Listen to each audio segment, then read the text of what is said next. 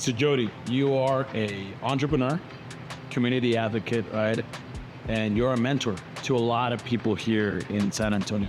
But I want to learn more about your story, and Steve's as well, and how you founded The Friendly Spot and the journey behind The Friendly Spot. Sure. So I love the word entrepreneur, but I like the word small business owner. Absolutely. Better. Owner, operator. And I'm not embarrassed of the operator part. It's hard work.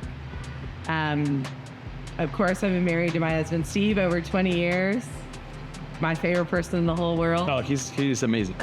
He's the best. In 2008, Steve loses his job. We decide to stay in San Antonio. I have a job at USAA. I was a claims adjuster, and I really liked it. It wasn't a lot, but it was steady, and I knew what was happening. We had the opportunity to go into food and beverage with a good friend of ours. We opened the Friendly Spot Ice House in 2009. As most food and beverage stories go, in the first year, you break up with that friend and things go south. That happened to us.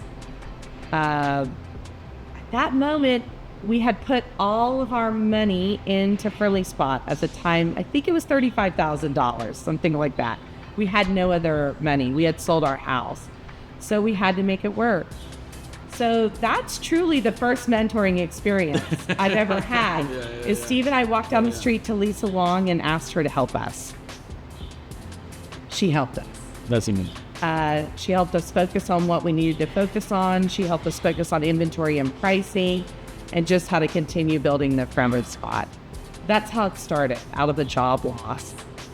To think now, 15 years later, it is what it is, and we've lived this life for 15 years is pretty humbling.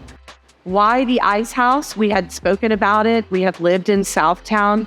We had heard about the Friendly Spot Ice House, and it's had sort of an interesting history, and the opportunity to bring it back was exciting for us. We had no idea that Steve would go from like insurance guy to like beer guy, you know, and that happened over time. He is self-taught to build a draft system. At the time, draft systems were so expensive, we couldn't afford one. So Steve started watching videos online, self-taught, and built our first draft system at the Friendly Spot. I love it. In 2010.